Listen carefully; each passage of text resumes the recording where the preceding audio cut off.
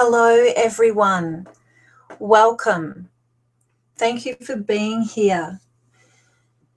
Good morning if you're in Australia, and good evening if you are in the States or elsewhere. Thank you for joining me on this webinar on 21st century mothering, the stress-free way. I'm really excited to be able to share this content with you, and for some of you it will be information that's familiar to you, and for some of you it will be new information. And if it's new information, then I'm so pleased that you're here, because what you're going to experience and discover are some little known secrets about being a mum in today's modern world. And the reason I am so passionate about this is because, one, I am a mum. Secondly, I had a great history, a wonderful, fine history with stress. And thirdly, mums don't need to feel this way. And thirdly, kids don't need to have a mum that is stressed. So what we're going to actually look at today, if I can get it working, there we go, is how to be a calmer mother, how to be more present with your children, how to not feel irritated by your little ones, and how to feel happier. Sound good? Yeah, absolutely. And then at the end, what I'm going to do is I'm going to give you a little bonus. It's limited, so unfortunately it's not available to everyone, but it is something that I'd like to give for those who can jump on it first.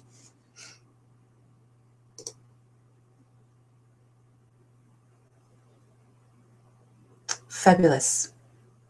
So before we get into the topic of mothering in the 21st century, the stress-free way, let's talk about who I am and how I'm even qualified to talk about this.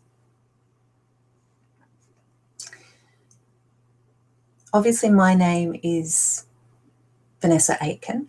I am a qualified life coach. I also have qualifications in social welfare. I've got qualifications, but I'm no longer practicing as a homeopath. So for those of you who aren't familiar with homeopathy, homeopathy is natural medicine. But that's not the real reason I'm qualified to talk about mothering the stress-free way. The real reason is because, first and foremost, I was a very, very, very, very, very stressed mother. In fact, I wasn't just stressed as a mother, I was a stressed person in every area of my life. And when I say stressed, I mean chronically worried and anxious for decades. You know, I'll be completely transparent with you and say that I was someone who experienced chronic anxiety as a kid that lasted well into my late 30s. And I thought I was pretty much mentally and emotionally stuffed and beyond help. I saw psychologists on and off for close to 20 years. I saw a psychiatrist. I went on antidepressants briefly twice. I tried everything, you name it, the alternative modality or alternative therapy. I'm pretty sure I tried it, or at least I Googled extensively about it, all in an effort to get rid of my feelings of stress, to get rid of mother guilt, and to just get rid of generally those feelings of anxiety and worry. So if that's where you're at, I can completely relate to what you're feeling. And it's become my passion. There are too many people out there who are just getting by. And I'm not talking financially, I'm talking emotionally. They're emotionally, physically, and spiritually just getting by. People are walking around feeling depleted of energy, depleted of their happiness, depleted of their time, and just generally depleted. They've got no reserves left. Their bucket is empty. Life feels a little bit monotonous. It's the same stuff, different day. the kids won't be quiet. They've taken the concept of sibling rivalry to a whole new level. They won't stop fighting. They don't want to do basketball this term. They want to do gymnastics, and that's on the other side of the city. Or your child won't have a sleepover at grandma's. Your child screams like she's being murdered when you drop her off to kinder or daycare. You have to organise drop-offs and pickups at different schools or different kinders, and your partner leaves early and gets home late, or you don't have someone to share the load with, or you work full-time and you've got the guilt about that, or you work part-time and you want to work more but don't know what to do with the kids. And while you're contending with all of that, your children continue to fight and moan and say, Mum, I've told you a number of times I don't like sour cream and chives cicadas in my lunchbox. I get it. I've lived it. I've lived virtually every one of those scenarios, and it can feel overwhelming at times. And so it's no wonder that you then snap at the kids, yell, say or do something you thought you'd never do as a mum. And then these feelings have the potential to then roll out into other areas of your life. It can affect even subtly your relationship with your partner. There's that little bit of crankiness. There's really just, you talk about to-do lists. You don't really have the time or the energy to go out and do things together. There's a bit of impatience. Snuggles on the couch are a thing of the past, and don't even talk about intimacy. And it can also affect your friendships. Again, this can be quite subtle. So you might just not feel 100% relaxed or present with your friends. You're thinking about how your daughter's going to be when she comes home from school today. Is it going to be a good afternoon, or is it going to be a bad afternoon? Or you think about how your friends always seem to be doing these amazing activities with their kids during the day or after school, and you're not doing that. And you feel a bit inadequate, and this causes tension within you. And the feelings of stress just come back once more. Again, I get it. It's not fun. So what we're going to do is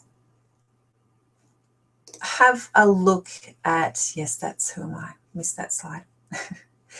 So what we're going to do is we're going to have a look at the true nature of stress and what you can do about it so that you are a calmer mum, so that you are more present with your children, and so that you're no longer feeling irritated by your children, and that you're just feeling happier. Now, I do ask that you do one thing for me in this webinar today, and that is that I ask that you listen in a different way. Listen to what I'm saying with your inner ears, or what you might call your inner intelligence, or your creative mind, or your heart, or what I like to call your wisdom, rather than listening with your intellect. And you know when you're listening with your wisdom because you just hear and feel the words, and you also feel beyond what I'm saying, rather than when you're listening with your intellect, you're saying things like, well, what does she mean by that? Does she mean this? How does that relate to me? How can that be? That's listening with your intellect. And listening with your intellect will keep you in a state of stress. It will prevent you from seeing yourself in a different way. And it will also prevent you from experiencing more pleasant ways of feeling and living. So just put your intellect or your ego on the floor, let it have a snooze, because it's been working really hard to keep you nice and stressed. So let's have a look at stress. The current model of stress is that there are things out in the world that actually are causing us stress, and that you need to stay away from them, much like you need to stay away from a cold and flu virus. And it's as though stress is contagious. So if there's a building with a whole lot of stress inside it, you kind of want to stay away from that building, because there's that feeling that stress is contagious, like particles in the air that you might catch. And where there's a lot of stress particles, you kind of want to avoid those areas. And this is called the outside-in model. And basically the stressful situations are outside, they cause you to feel stress inside. So therefore, what do? Avoid those areas like the plague. Now, this is a model that many people subscribe to, and one that you can do. That is a way of dealing with stress, but it will limit you. And it will limit where you can go, and it will diminish and limit your enjoyment of life. It's not such an effective model or way of responding to stress. And it's also not the true nature of stress. Because stress is an inside-out job. It's an inside job. So how you're feeling internally is what will affect how you respond and behave in the outside world. And this is called the inside-out model. So what you're feeling inside will affect how you relate or behave in the outside world. Now, how does knowing any of this relate to our children who fight and be naughty and have special needs, or who don't listen to us or do things that annoy us, who whinge about their food, they refuse to walk to school or be left at childcare? How does it relate? Well, it relates a lot. Because if the truth be told, our stress levels have nothing to do with our children and everything to do with how we think about our children. I'll say that again. It has nothing to do with our children and everything to do with how we think about our children. It is the way in which we think about our children that is the biggest determinant of how we will respond to them and effectively parent them. It's the way in which we think about our children that determines how stressed we feel in any given situation with them. But what does this actually mean? Yeah, good question. Let me introduce you to a concept. And it is the concept of thought.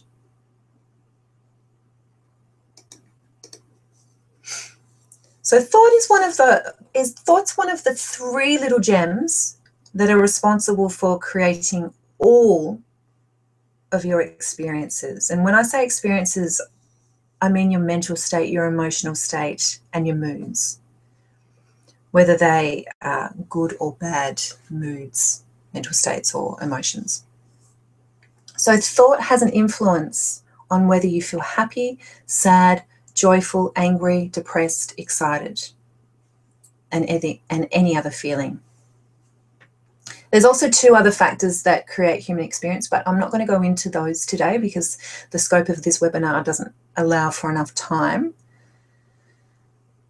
But just knowing about this one factor of thought can really change everything. Let me explain it in this way. When you feel angry, it's because you've had an angry thought. That's it.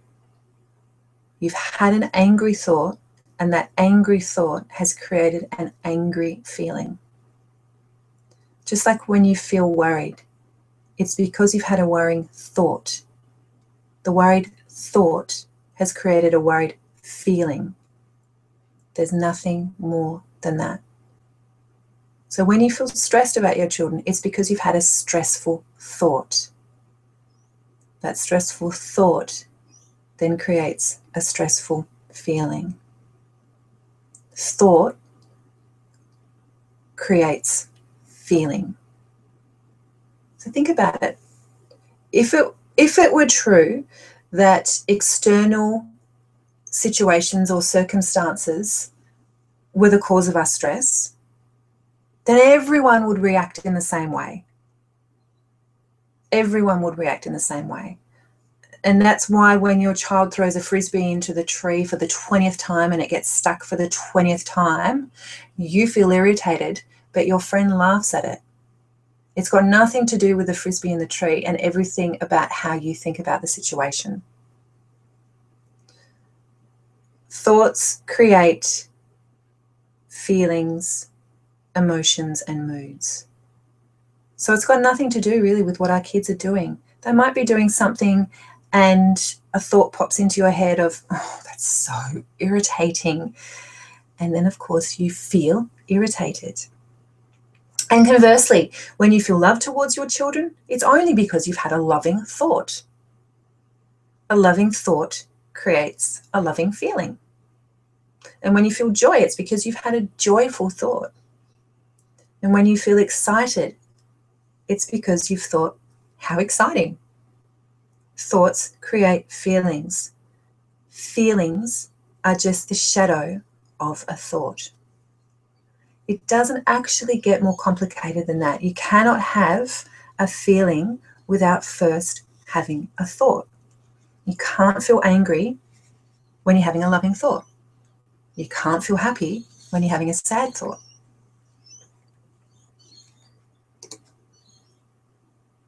Now this is really powerful to know.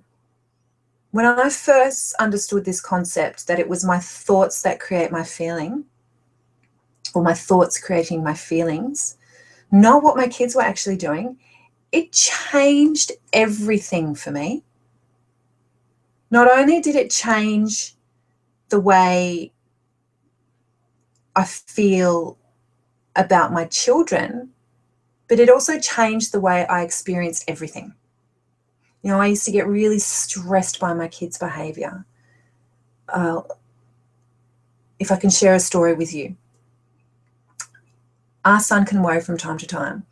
And when he would get anxious, I would sometimes feel myself getting stressed by it and feeling quite frustrated by it.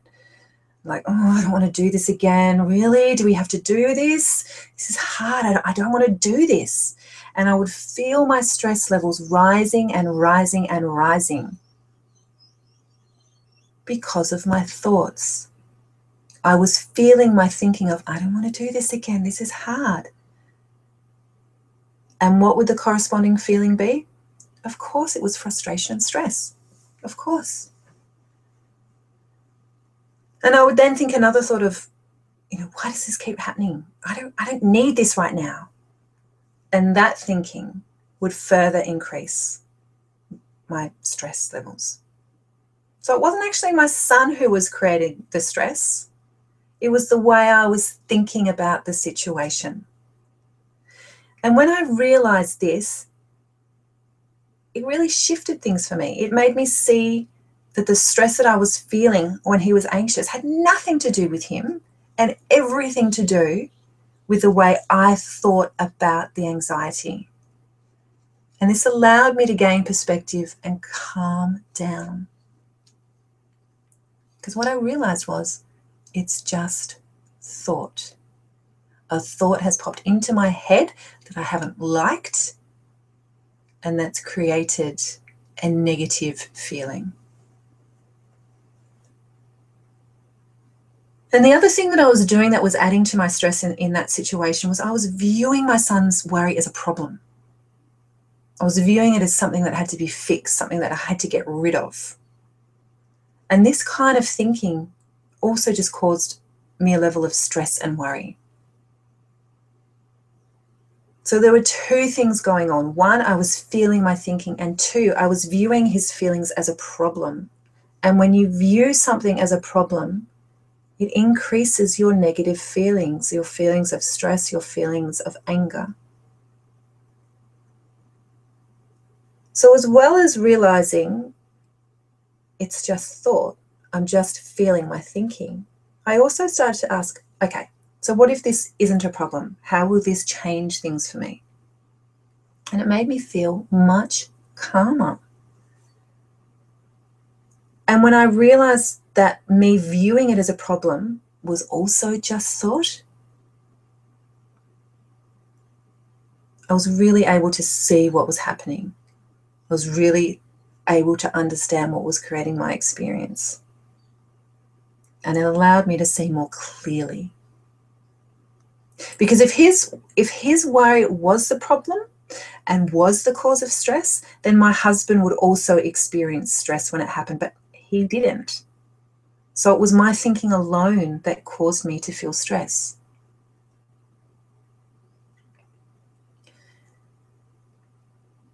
And something else that we tend to do as humans, it's not so much that the original thought is the issue, but what we do is we then get hooked into that thought and we start to judge and analyze the thought, and then we get caught up in the content of our thinking, and that is the problem. And when we get caught up in the content of our thinking, or we judge and analyze our thinking, we intensify the feeling and we prolong the feeling so it sticks around for a whole lot longer.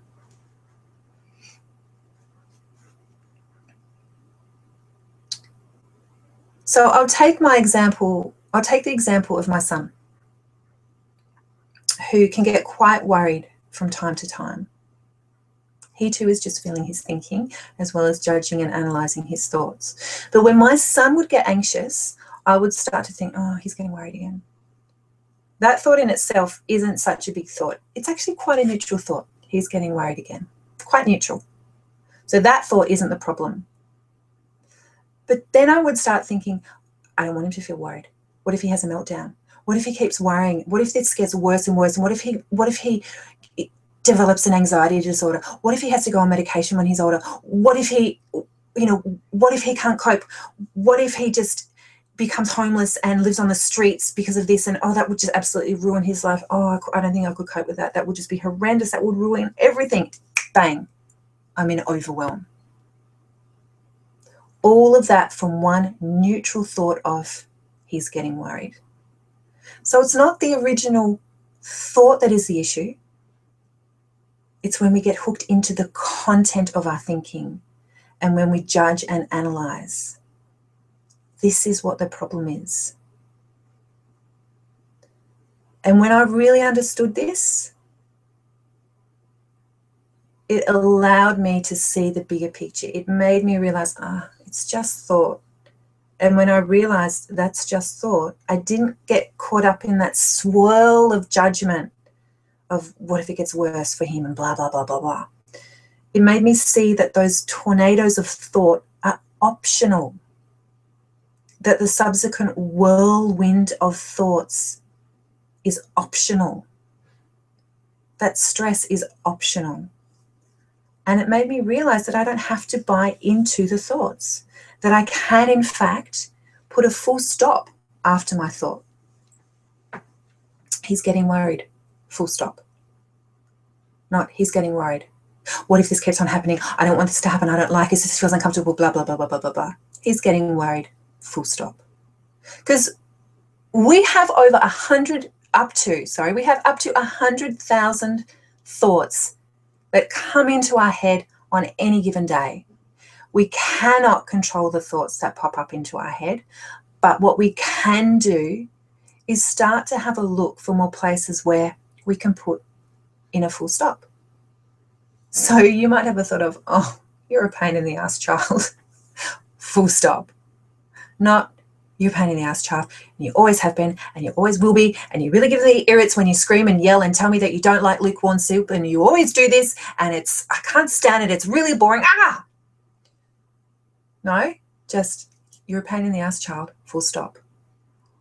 Or, we're going to be late, full stop. Not, we're going to be late, look at the traffic, I hate traffic, why didn't we leave earlier? Look at the time, we didn't leave early because it's Sophie, because she's always dawdling. Sophie always dawdles, it makes me so mad, she dawdles with everything. No, just make it, we're going to be late, full stop.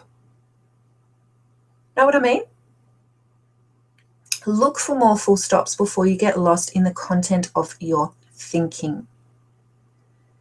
Because when we miss the opportunity to put a full stop in, that's when we have the potential to get really lost in our thinking. And the stress levels rise and the tension rises and the anger and the crankiness. Just notice opportunities for full stops. And you know what? Sometimes you will get hooked into your thinking. Sometimes you will get lost in your thoughts because you're human, and that's cool. Sometimes you will forget to put in a full stop, and you will get caught up in the judgment and analysis of your thinking, and that's okay. We all do it. But at some point you'll realize you're lost in the content of your thinking, that you're lost in your thoughts, and this realization alone will steer you back on track into the present moment, and it will give you more clarity. So when you feel stressed, it's because you're having a stressful thought or an angry thought or an overwhelmed thought. Is this making sense?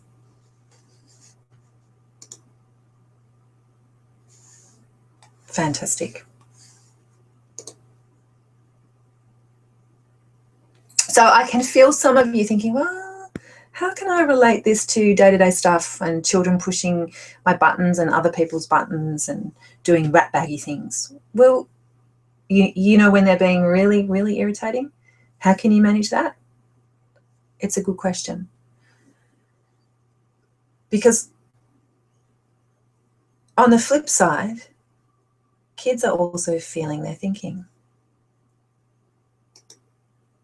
And if it were not for their thinking, all children would be wonderful little creatures all the time. But that's just not reality. You know, when they're being challenging, annoying, screaming, shouting, snatching, there is always something that lies behind that behavior. And behind all behavior is, you guessed it, a certain type of thinking.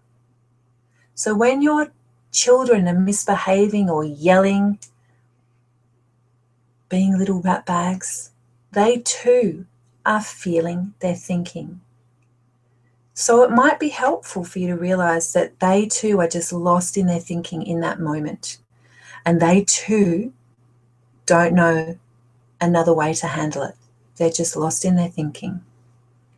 Now, I'm aware that when a child has ADHD, a chemical imbalance, or some other kind of disorder, this can cause children to behave negatively.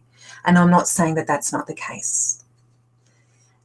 However, it's also possible that the thinking could have come before the balance or disorder. There's been a lot of debate recently in the psychological world and the psychiatric world of which comes first, the chicken or the egg. So in the case of depression, is it the negative thinking that is causing the depression, or is it the depression that is causing the negative thinking? And I personally, I believe it's the thinking that causes the depression. To relate this to my own childhood, and let me put it in context, to relate it to my own childhood, I would have almost certainly been diagnosed as having an anxiety disorder as a kid. You know, I started feeling anxious from around the age of, I don't know, my first memory of, you know, something like a mild panic attack would have been around the age of 8, maybe a bit younger. But no doubt about it, I would have been diagnosed as having an anxiety disorder. But I am absolutely confident, and there is no doubt in my mind, that what was really happening was that I just had some really crummy and consistent thinking going on. And what was happening is a thought would pop into my head. I would judge it, think, I don't like that, I shouldn't have that, what is this?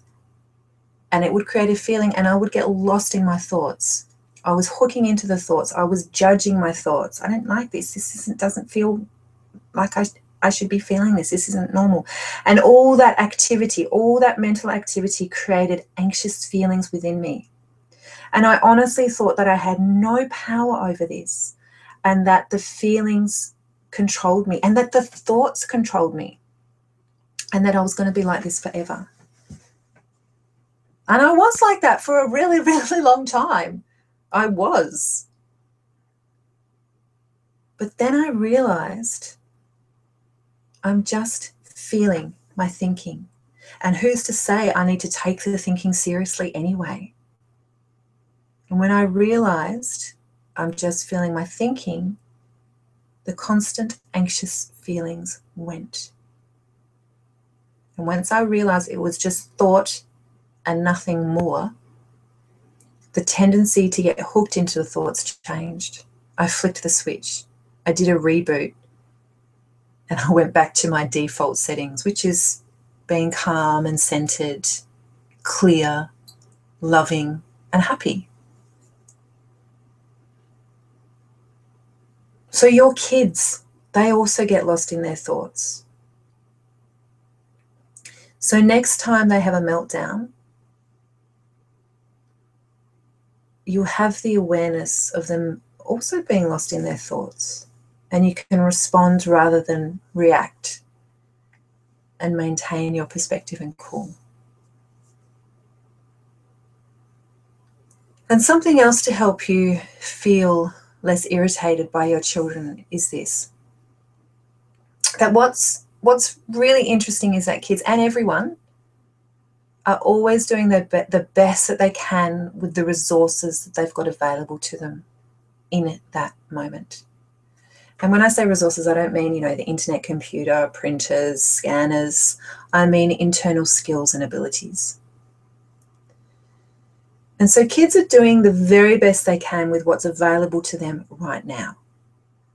So they might have 5 resources in their kit bag, but in the middle of a family disagreement, they might only be able to access 1 of those skills from their kit bag. And in your mind, it might not be the best response in that moment, but it is the best that they can do in that moment. If they knew how to do differently, they would. They are doing the best they can with their limited resources. Does that make sense? And it's the same for you as a parent. You might have 100 parenting skills that you've learned to date, but when your child accidentally breaks your favorite mug in the kitchen, you might not have access to those 100 great skills. You might only have access to 2. And in that moment, you've got access to the least effective ones. But you are still doing the best you can in that moment with the resources you have available to you. If you knew how to do differently in that moment, you would. And this is a really, really lovely thing. It allows for a lot of forgiveness and understanding, because it makes us realize that our kids are just doing the best, that we are just doing the best, that we know how, and that kids are just doing the best they know how to, given the way they see or experience the world. And you know what? Maybe the best they know how to do in that moment is to scream at their brother. Sure, it might not be great, but maybe that's the best they know how to do. Maybe that's the only resource they've got available to them in that moment. And having that understanding can really keep you centered, can keep you calm and balanced, and it can stop you from feeling stressed or irritated by their behavior. So when my kids actually get lost in their thought and they start having a meltdown, or they worry, or they're thinking too much, I actually highlight to them that they are lost in their thinking. And one of our kids gets it, the other one doesn't yet, but they will. At some point, they'll realize and they'll start to see the relationship between their thinking and their feelings. I was talking to someone the other week, and he was saying that when his children used to get really upset, he would, take them off to their room and he'd get them to lie down and he'd stroke their, their back or their forehead, and he'd ask them to close their eyes, and he'd get them to imagine that it's Christmas Eve. And he'd get them to notice that there's presents under the tree, and how many presents are there, and what do the presents look like, and what colour are they? Are they big? Are they small? Is there food out for Santa? Who's around you? And he'd do this for, 5-10 minutes, however long it took for him to see his children's energy drop, so become calmer. And after a while of them being calm and engaging in the Christmas Eve scenario, he'd ask them to open their eyes, notice that they're in the same room, the same things are around them, and that nothing is really different except for one thing. And of course, that one thing is their thinking.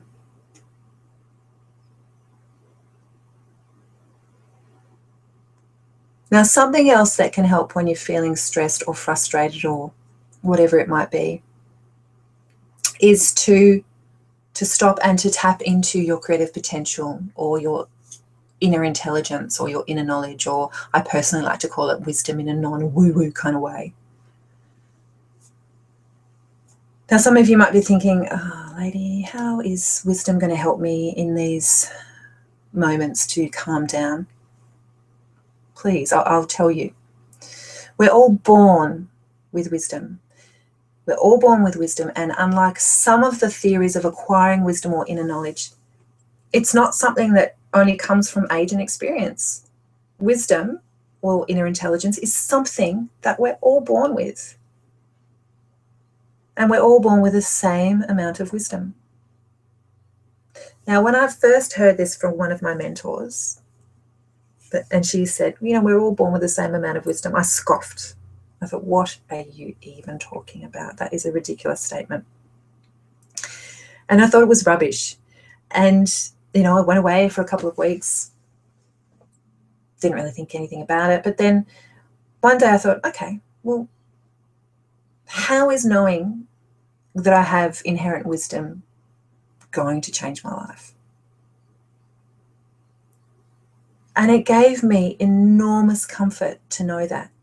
It gave me a huge sense of calm, a feeling of well-being, a feeling of I can handle whatever happens and that all is okay.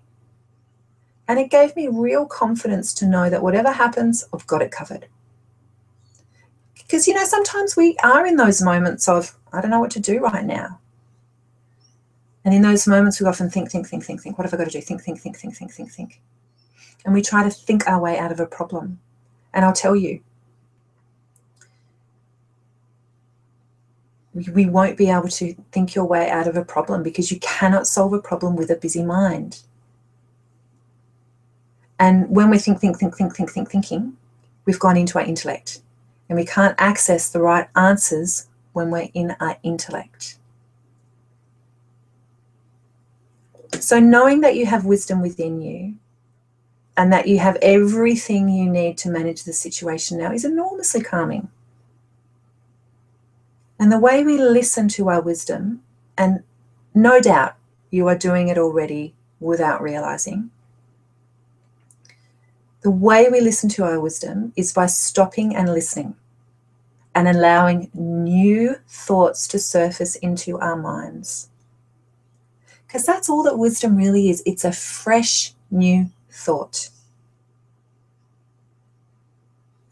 And when you're stuck in your head trying to figure it out, you won't be able to get fresh new thoughts in. Because as I said, you cannot solve a problem with a busy mind. You can think until the cows come home, but it's not going to support you. The fresh new thoughts will appear when your mind is still, or when you've put more full stops into your thoughts, or you've recognized it's just thought. Then the new and fresh thoughts can appear into your mind. It's like, those pedestal fans, the pedestal fans that have the blades that just whir and whir and whir and whir. If that's going full bore, and I give you a pack of cards, how are you going to get, what's going to happen when you try and get those cards through the fan? They're going to bounce. They're going to hit the fans and just bounce everywhere. What is the way to get the cards through the fan? Of course, it's to turn the fan off. And it's the same with your mind. Your mind is that fan. The new thoughts and ideas are the cards.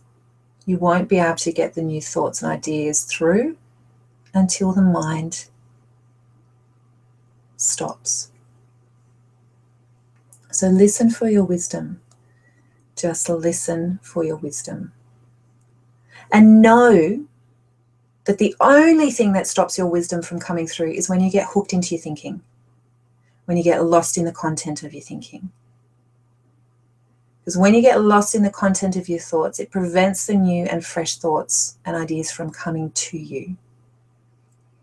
And to say that you don't have this creative potential, to say that you don't have this inner intelligence or this wisdom, would be like saying, well, it's a cloudy day today, therefore the sun doesn't exist anymore. No, the sun is still there. It's just momentarily obscured by the clouds. Your wisdom is still there. It's just momentarily obscured by your thinking. So the only thing that's stopping us from going back to our default setting of being calm and relaxed and happy and grounded and centered is our thinking. The only thing that's stopping you from being a calm, relaxed parent is your thinking. It doesn't actually get more complicated than that. And if you're thinking it's not that easy, well, may I suggest that's just thought as well. And think about how it might be helpful for you to take this information on board. Because having techniques isn't the key. Your state of mind is the key. You might have, as I said before, oodles of techniques up your sleeve. And even if you had the presence of mind to use them when you're feeling cranky or stressed, they probably won't be as effective because they'll have traces of stress and crankiness laced into them, laced into the techniques. And your kids will pick up on that energy.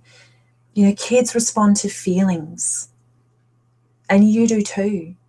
You know that whole cliche of it's not what you say, but how you say it. And behind how you say it is a feeling. So more importantly than techniques is to have an understanding how your state of mind affects your parenting. Children and people and adults respond better when we are in a calm and responsive state. Now, there's really only two states that we can be in. The first is a responsive and secure state. And the second is a reactive and insecure state. And of course, there's variations between both of those states, but fundamentally we're either responsive and secure or we're reactive and insecure. And when we're in the responsive and secure state, we are calm. We're in touch with our inner knowledge and we know what's best. Excuse me. And when you're in the reactive and insecure state, you're likely to have those knee-jerk reactions or blow your top or become defensive and become cranky and everything has to happen right now and how you want it. And so your reaction to your children is always going to be according to your state of mind, not what they have done. And that's why sometimes you'll walk into your kid's room and there will be clothes all over the floor and you'll be thinking, oh my God, how many times have I told you not to do this? Because you're already in a little bit of a cranky mood. And then another time you'll go in and you'll see there's clothes all over the floor and you'll go, oh, that's so Sophie. because you're in a more responsive and secure state.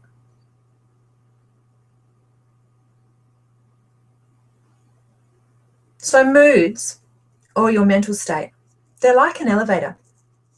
They go up and down, all throughout the day. You know, you'll be responsive and secure one moment. You'll be reactive and insecure another moment. They fluctuate. They go up and down. And so it's the mood that you're in will determine how effectively you parent them in that moment. So your state of mind or mood. Are you responsive and secure? Are you reactive and insecure? And just be aware of which state you're in. Have you got a positive feeling happening right now, or have you got a negative feeling happening right now? Your feelings are the key. And if you're in a reactive and insecure state, you're wasting your time and energy trying to deal with your kids when you're in this reactive and insecure state. And you're wasting your time trying to deal with them if they are in a reactive and insecure state. So unless it's an absolute emergency, chances are it can wait until you are both in a responsive and secure state. Because in the moments when feelings are heightened, do as little as you can, not as much as you can, do as little as you can until your mood rises up again. Then you can go and do as much as you can to manage, resolve, do whatever. And you know how I was saying that kids are also just feeling their thinking? Well, they tend to misbehave when they're feeling reactive and insecure. They don't misbehave when they're responsive and secure. They tend to misbehave when they're reactive and insecure. And what's behind an insecure feeling? Of course, it's thought. They have an insecure thought whirring around in their mind. And so there's an opportunity in that moment to have the ability to realize that your child feels threatened in some way. And maybe it's because his brother is about to take away his Lego. Or conversely, the other child is taking away the Lego because he feels it's not fair that he doesn't have any Lego. So they're both coming from a place of reactivity and insecurity. Because misbehavior is a result of insecurity, and insecurity is a result of thought. So we've got a choice in those moments of viewing their behavior as wildly irritating or as a symptom of some insecure thought, and reminding ourselves that in that moment they're actually doing the best that they can. And also have an understanding that their behavior is not a personal attack on you. It actually has nothing to do with you. It's like when a newborn cries and accidentally scratches you. Do you get angry? No. You know that they don't know what they're doing. Or if a toddler's having a meltdown and they accidentally kick you in the leg, do you take it personally? No. You know that they're just struggling with their feelings and their moods. But if a teenager who's going through puberty with all these hormones running through her system gets frustrated and smashes a plate, do you take it personally? Most often we do. And it's in those moments that we need to realize it's not about me. It's not about you. And so knowing that they're not actually trying to make your life difficult, it will allow you to zoom out your camera lens and see the bigger picture and see what's really going on. Rather than zooming in on, you just smashed a plate, what's wrong with you? Your behavior is so vile at the moment. Go to your room, I can't stand it.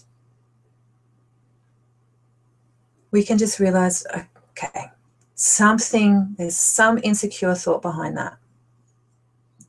So wait. Wait for your child to get back into the responsive and secure mood, and wait for you to get back into the responsive and secure mood. You know, allow for your head to clear. You know, I've done this myself with my children. You know, my daughter has, you know, at times being just cranky. And I would have gone, what is wrong with you? Stop being so cranky. You've got nothing to be cranky about. But then I realized, hang on, there's something behind this. And I would say, okay, this isn't about the fact that she scribbled on your piece of paper. What is this actually about? And then she would say, oh, well, you know, I'm getting teased at school or whatever. Had I not understood that her misbehavior was a result of an insecure thought, I just would have thought you're being a brat, and it would have elevated. So just wait for your head to clear. Wait for their head to clear. Because when our head clears, wisdom appears. But how do you clear your mind when it's full of gunk? Well, it's kind of hard to do in that moment. And trying to clear it will only create more tension of, I've got to clear my mind. I can't clear my mind. Why can't I clear my mind? Just stop and realize you've got a full mind. This alone can break the circuit and allow your inner intelligence to surface with new and fresh thoughts. Another tip, calming down happens when we back off and disengage. Or as I said before, you know, zoom out your camera lens and see the bigger picture. See the totality of the landscape. Because when we do this, we usually know what to do. And even if in that moment you don't quite know what to do, but you've disengaged and you've backed off and you're feeling calm, you won't go too far off track, as opposed to doing something when you're in a state, or doing something when you're feeling really stressed. So notice the power of thought. Notice the power of thought. Notice that it's not your children or the situation that's causing you stress. It is the way you are thinking about your children or the situation that's actually causing you the stress. And if you have unhelpful thoughts, remember that you don't need to buy into them or get hooked into the content. Whack in a full stop. And behind misbehavior is an insecure thought. Your child has gone into a reactive and insecure state. Wait for their mood to return. Do as little as possible during this time, and particularly if you are in a reactive or insecure state. And remember, they are doing the very best they can with what's available to them in that moment. So start noticing this, and you'll have very different interactions with your children. You have very different interactions with people in general. Your feelings of happiness will increase. Your feelings of well-being will increase. And you have the reserves to give, and your children will thrive. Now, the cool stuff. There are actually two things that I would like to offer. The second link is to gain access to a book list that you might like to read on parenting in this kind of style, as well as some great books to read to your children that will encourage them to get in contact with their internal resources. So the link's on the screen there. And then the second gift is that if you found what I spoke about today interesting or really resonated with you, I've set aside some time to connect with you and have more of a conversation about how these factors can move you forward to even greater happiness in parenting and in your life in general. Now, I've only got a number of spaces available, so the link you can see is up the top there. That will take you through to a booking session with me. As I said, they're limited, so if you are interested, jump on it quickly. Thank you very much for joining me today. It's been wonderful presenting this information to you. It's been a pleasure, and I trust that you have gotten great value from what I've spoken about today, and I look forward to touching base with you another time. Have a wonderful day or a wonderful evening, depending on where you are. Ciao for now. Take care. Bye.